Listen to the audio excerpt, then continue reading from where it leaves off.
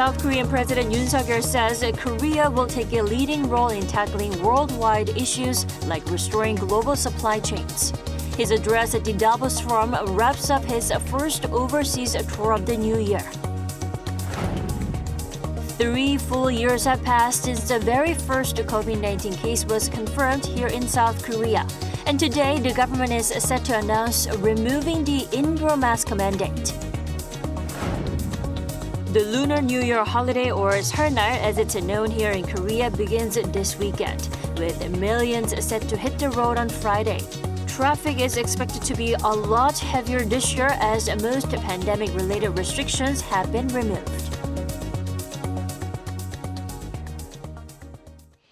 We begin in the Swiss alpine town of Davos, where President Yoon addressed the World Economic Forum on day 6 of his 8-day two-nation tour. He called for strengthening the resilience of global supply chains through international solidarity, describing it as one of the most urgent tasks facing the world today. Our Presidential Office Bureau Chief Moon Gun-young starts us off. President Yoon Suk-yeol on Thursday at this year's World Economic Forum taking place under the theme Cooperation in a Fragmented World.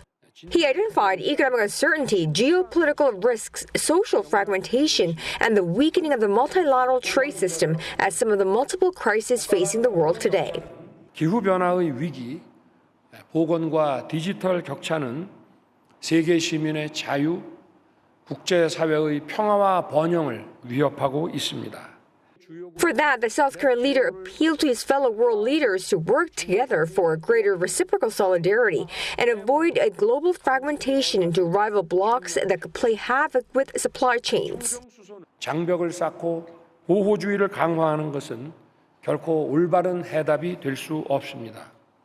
Pinpointing nuclear power generation and clean hydrogen as key means to tackle climate change and bolster energy security, Mr. Yoon stressed the importance of cooperation between those with great potential for green hydrogen production, such as the Middle East and Europe, and countries with advanced technologies in utilizing hydrogen, such as Korea and Japan. Addressing the digital divide also topped his agenda. 대한민국은 디지털 권리 장전을 마련하여 글로벌 디지털 질서의 정립에 기여할 것입니다. 새로운 이슈를 해결하기 위한 원칙을 제시할 것입니다. President Yoon used his Davos debut to reaffirm his administration commitment to expanding nuclear power generation, reversing a previous phase-down policy as South Korea scrambles for ways to reach its net zero target. 원자력을 감축하려는 시도가 몇 년간 지속되어 온 탓에 원전의 이런 생태계들도 많이 힘들어졌습니다. 신재생 에너지에 대한 기술력을 강화하고 또 원자력 발전을 좀 더 확대해 나갈 생각을 가지고 있습니다. He also said it was easiest to build ties with countries that share the same universal values and that unwavering commitment to freedom is the most powerful response to crisis. However, on China, 체제가 다르거나 보편적 가치에 있어서의 많은 차이가 있는 국가들과의 관계를 배제하고 차단하는 그런 방식으로 운영될 것이 아니라 더 포용적이고 더 융합적인 그런 방식으로 운영돼야 된다고 생각합니다. The annual meeting of the World Economic Forum 2023 brought together leaders from government, businesses, and civil society for its first full-blown in-person gathering in 3 years due to the global pandemic.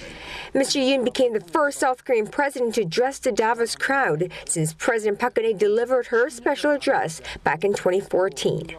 Moon Gun-young, Arirang News. President Yoon Suk-yeol expressed his motivation for investing more in quantum technology in front of leading experts at the Swiss Federal Institute of Technology in Zurich. There, he asked for their assistance in this emerging field of physics and engineering in order to push South Korea to become a global leader in the industry.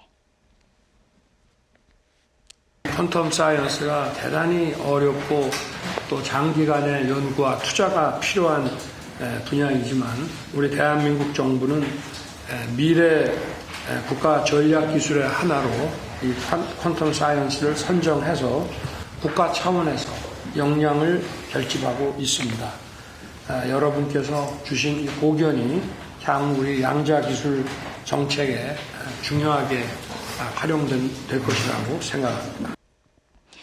Now, the roundtable discussion followed his appearance at the Davos Forum. German physicist Andrea Wallraff, one of the world's leading experts in superconductor quantum computing, as well as other renowned scholars were present. At the meeting, Yoon discussed how quantum technology can benefit humanity, as well as fostering it as one of Korea's national strategic technologies. South Korea hopes to develop a quantum computer by 2026. The indoor mask mandate is likely to be lifted here in South Korea, as health authorities are set to announce details on removing the restriction later today. Authorities are likely to adjust indoor mask wearing measures from mandated to recommended now that a number of COVID-19 requirements, including a downtrend in figures for the deaths and the critically ill, were met. The government said earlier that the mandate could be lifted after South Korea's upcoming Lunar New Year holiday. Should the restriction be lifted, mask wearing will no longer be mandated at schools, movie theaters, and restaurants. However, masks will still need to be worn at facilities like hospitals, care homes, and on public transportation. 3 years ago today, South Korea reported its very first COVID-19 case. Since then, the virus has infected nearly 30 million people, or 70% of the country's population. Our Shin Se-byuk looks back at the past 3 years. January 20th, 2020. Exactly 3 years ago today, the very first COVID-19 case was confirmed in South Korea. Since then, the virus has infected nearly 30 million people, killing 33,000. During that time, South Korea faced a series of infection waves and changes in policies. The year 2020 was when the so-called new normal began with a series of social distancing measures announced in April. Schools closed, businesses were forced to shut down, and large group gatherings were prohibited. And in October, it became mandatory to wear a mask. In 2021, with the hope of getting back to normal, the first vaccine inoculations began in February. But the Delta variant emerged in the summer, causing infections to spike and hospitals to suffer bed shortages.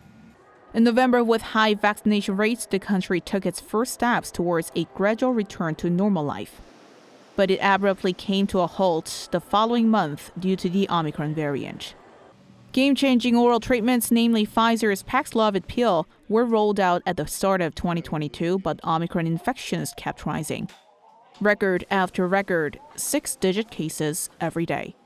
And in mid-March, it peaked with over 600,000 infections reported in a single day.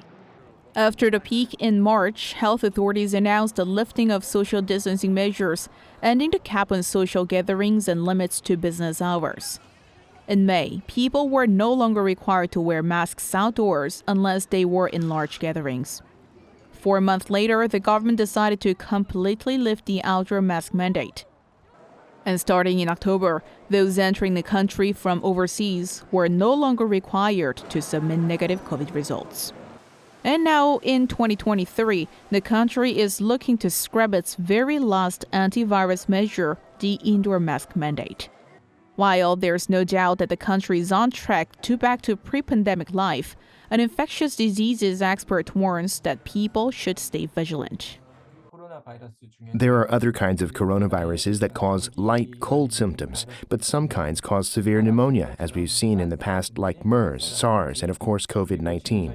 The virus is likely to continue taking a death toll of around 10,000 every year.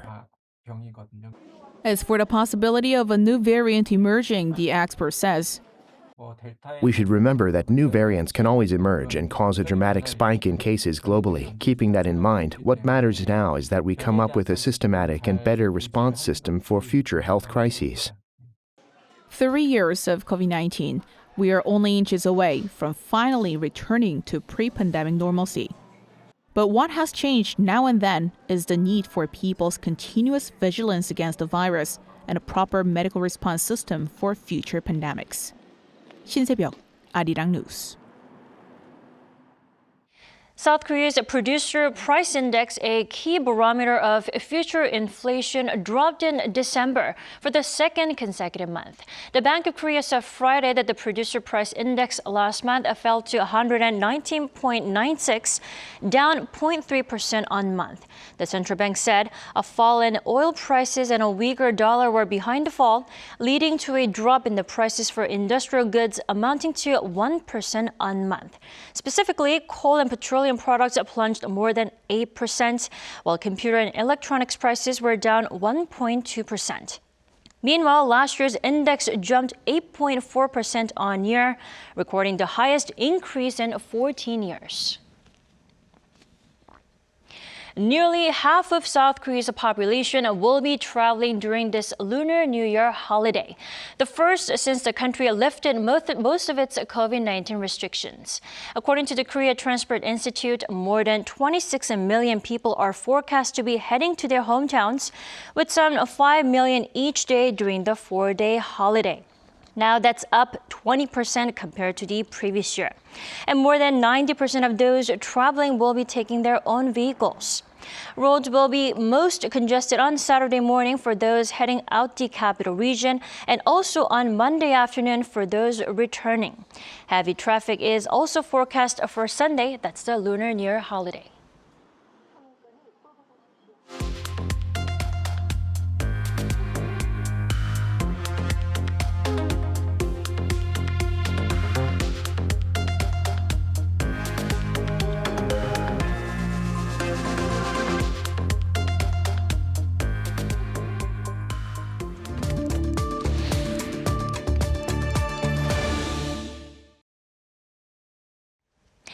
It's that time of the year, 설날, the Lunar New Year holiday.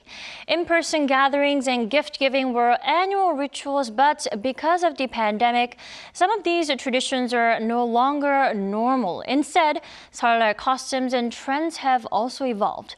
For more, we turn to Professor Oh Jun-seok from Sookmyung Women's University. Good morning, Professor. Morning. Good morning. So, 설날 gifting has been a long part of the Lunar New Year holiday tradition. The kinds of gifts tend to change every year.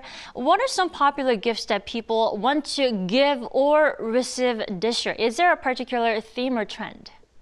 Lunar New Year is an exciting time to look forward and to reflect on the past, remembering memorabilia of ancestors. As you mentioned, Lunar New Year, 설날, occurs on the first new moon of the year. For 2023, year of the rabbit in the zodiac, Lunar New Year falls on January 22nd. The tradition of giving gift on 설날 dates back to the Joseon dynasty. Artists and painters in the royal office, 도화원, gave the king a painting as a sort of talisman, wishing him a long and prosperous life. This was carried down to the rest of the common people, then they're sharing gifts with their neighbors and families to wish them a happy new year. Gift set trend has been changing from tuna cans, toothpaste, or shampoo to expensive clothes or custom meats, or a common sight in the lead up to the Lunar New Year. For those looking to give something a little more special than the typical spam set and baskets of apples and pears, the retailer has been offering Eureka blueberries, which are a variety bigger and crunchier, and red kiwis with a higher sugar content. Bunches of shine musket used to take the center in the 설날 gift box. E-Mart in Korea launched the Calypso mango, a variety of Australian mango with a blush skin. when it comes to a very recent trend, the gift of the rabbit ear. Yes, rabbit is the point. There comes a rabbit-shaped butter cookies and a herbal tea set on the shelves. One of the eye-opening example would be offering a gift box with various dog treat and cat vitamin, targeting an increasing number of pet owners in Korea. The department store collaborated with famous online pet shop, Buys Me, and made a gift package comprised of a stuffed rabbit toy, 2 types of treat, and a pack of dental gum. Right, you can't really go wrong with fruit baskets and cookies. Now, we must mention 세뱃돈, which refers to cash gifts given for the new year. Usually, older members of the family give the money to those who are younger, as a part of the traditional bowing ritual. But I also hear cash gifting is trending in a different way. Let's talk about that. Yes, that's correct. It's a tradition. When I was growing up, Lunar New Year was a second Christmas. Huge family gathering over a great feast the night before, and the following morning, I used to get something even better. Gift money given to the young and unmarried by those married or elder. Now, time has passed and I have to give something. How much do I give? 세뱃돈 is a hit topic recently, stressful but inescapable. Social distancing rule made Koreans to seek alternatives. The tradition of cash gifting to their children. KakaoBank, Korea's internet-only lender, has launched a giveaway event for those who send or receive a cash gift via its application, Kakao. What makes the online banking a more attractive option than others is definitely its convenience. Money can be transferred to recipient bank account directly from the most widely used messenger app, KakaoTalk, which has 52 million monthly active users in Korea. E-gift card is another another alternative. The number of e-gift cards sold at e-commerce platform Gmarket and auction during the Lunar New Year soared 48% from a year earlier, according to data eBay Korea operating these two platforms. This is also true in China. Mobile payment transaction hit a record as China moved speedily toward a cashless society. 65% of people in China use WeChat. Users who are active in red packets are biased toward young and middle-aged people. E-gift cards were once considered a convenient option exclusively for youngsters, but as consumers prefer to shopping online and then offline, the user base of digital gift card has been expanding wider and wider nowadays. Right. Talking about 세뱃돈, cash gifting, can never get boring, especially when you're the one who gets to receive it, right? All right. Thank you so much for your insight this morning. Thank you.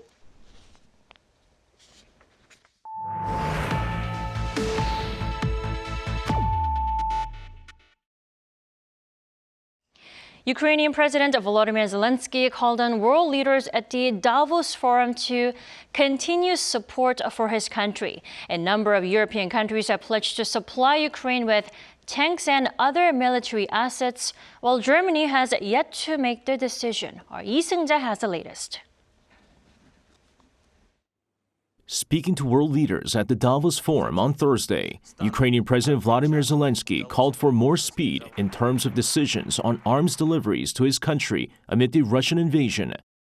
He also called on the international community for further support and backing for the war effort. Specifically, the Ukrainian leader called for air defense missiles and tanks. In response, the head of the NATO Military Committee, Admiral Rob Barr, told reporters that tanks were important for Ukraine to be a match for Russia. Well, the tank question is, in a war like it is being fought, every type of equipment is necessary. And the Russians are fighting with tanks, so the Ukrainians need tanks as well. However, Europe's supreme allied commander, General Christopher Cavoli, said that Western technology was outperforming Russian technology in the war, but cautioned that tanks alone were not the solution. Meanwhile, Sweden on Thursday pledged to send its Archer artillery system, a modern mobile howitzer, which Ukraine has been requesting for months. Speaking at a press conference, Prime Minister Ulf Kristersson said his government had agreed on a three-part military support package for Ukraine, which also includes sending armored vehicles and anti-tank missiles. Their announcement was followed by the UK promising to send 600 Brimstone missiles, while Denmark said it would donate 19 French-made Caesar howitzers to Ukraine. However, with Western allies pledging billions of dollars in weapons for Ukraine on Thursday, Germany gave no sign of lifting a veto on deliveries it fears would provoke Moscow. With concerns that winter will give Russian forces time to regroup and unleash a major attack, Ukraine has been pushing for German-made Leopard battle tanks, which are held by an array of NATO nations, but a transfer to Ukraine would require Germany's approval. The issue looks set to dominate talks on Friday in Germany between Western allies at Ramstein Air Base. Lee Seung-jae, Arirang News. South Korean film Decision to Leave has been nominated for 2 awards at this year's British Academy of Film and Television Awards. According to BAFTA on Thursday, Park Chan-wook's Cannes-winning romantic thriller has been nominated for Best Director and the Best Non-English Language Film. Park previously won the Best Non-English Language Film Award at the BAFTAs in 2018 for his film The Handmaiden. This year's BAFTA Awards will take place on February 19th at London's Royal Festival Hall.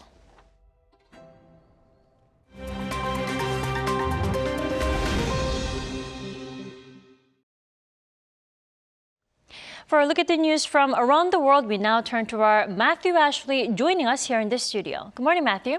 Good morning, Dami. All right, let's start in France, where at least 1 million people took part in a nationwide protest over pension reforms plans.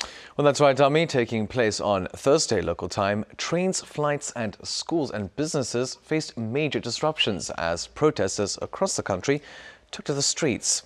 Now, the protests follow a proposal by Emmanuel Macron's government to increase the age of retirement from 62 to 64. The government says the measure is needed to address a pension funding deficit. Now, the reform is intended to take effect from 2027. The unions leading the protests have already called for renewed protests on January 31st. Moving over to Iraq now, at least 2 people have been killed in a crowd crush ahead of a football match. Now, over 60 were injured, with some in serious condition. The crush on Thursday local time happened outside Basra International Stadium ahead of the Arabian Gulf Cup final between Iraq and Oman. Iraq was hosting the tournament for the first time. Officials say the crush began when tens of thousands of fans moved toward the stadium hoping to be allowed in, despite not having tickets. The stadium was still closed at the time of the incident. Now, despite the crush, the match was allowed to go ahead. Iraq won the game 3-2. Meanwhile, in the U.S., Hollywood actor Alec Baldwin is set to face 2 charges of involuntary manslaughter.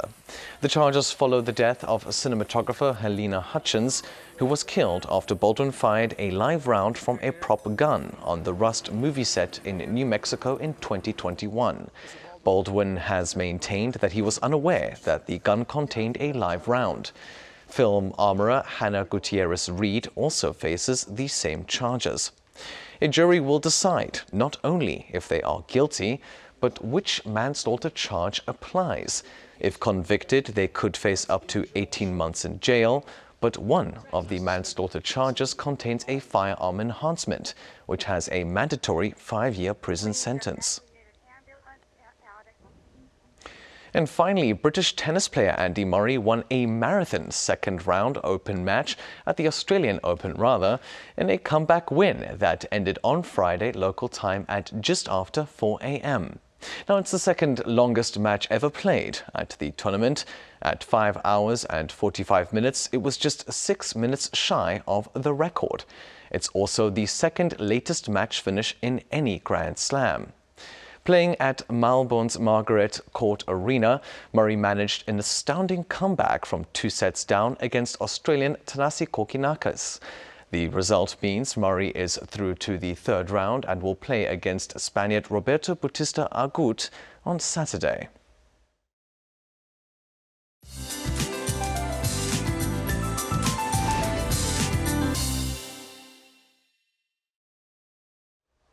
Good morning. It's a slippery start to the day. Overnight mix of light rain and snow has resulted in frozen roads. Now, many might start their Seollal holiday as early as today, which is also Daehan on the seasonal calendar, meaning big freeze, and it's right on cue as bone-chilling air moves in starting this afternoon, and top temperatures will be even lower than today's morning temperatures. But yellow dust has also swept into the country. Western regions are enduring high levels of fine dust with a fine dust advisory issued. But air quality will improve as the chilly winds blow into the country this afternoon. Daily highs will be 3 to 7 degrees lower this afternoon, so we're topping out at just -2 degrees Celsius. But we will be under sunny skies nationwide all day. Then a blast of icy weather will freeze much of the country during the Seollal holiday with rain and snow in the forecast across Korea. With that, here's a look at the weather conditions around the globe.